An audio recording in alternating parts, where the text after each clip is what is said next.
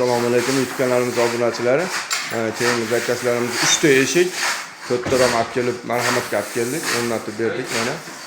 Va ko'rib turibsizlar, bulardan kvadrat 700 ming so'mdan olib kelib o'rnatish, ustonovka ham yo'q, ichida bo'ldi.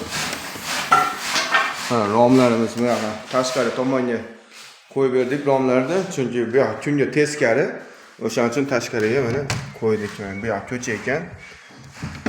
Romlarni penalab bo'ldik. Va cho'qqi MDFda eshiklardan penalab bo'ldik mana. Bular lola pasonda dilali deb berdi mana. Ko'rib turibsizlar, bemalol o'rtasi ayni. O'zbekiston bo'ylab dastlabkilarimiz bor, oddiy bo'lib olib borib o'rnatish ustonovkasi ichida. Bemalol murojaat qila olasizlar. Murojaat uchun telefon raqamlarimizni pastda yozib qoldiramiz. Eshigimiz cho'qqi MDF, bu yerda yana shu tashqariga qo'yilgan romlar. Kunga teskari bo'lgani uchun bu yerga qo'ydik, ko'cha tomonga. Bu yoq ko'cha eski romlarni olib ashiga qo'ydik. Oldingilari ham yog'och ekan.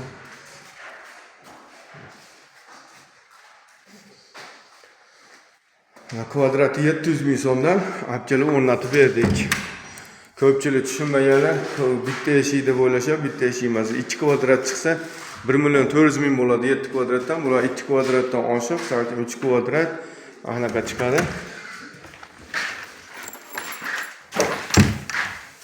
1 million 900 ming, 2 million bo'lyapti. 2 qanotlilarimiz.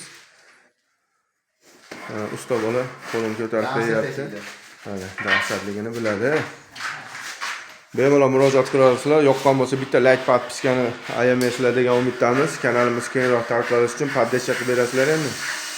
Hatto kamchiliklar bo'lsa oldindan uzr so'rab qolaman. Sog' bo'linglar, salomat bo'linglar. Chao, jiyanim.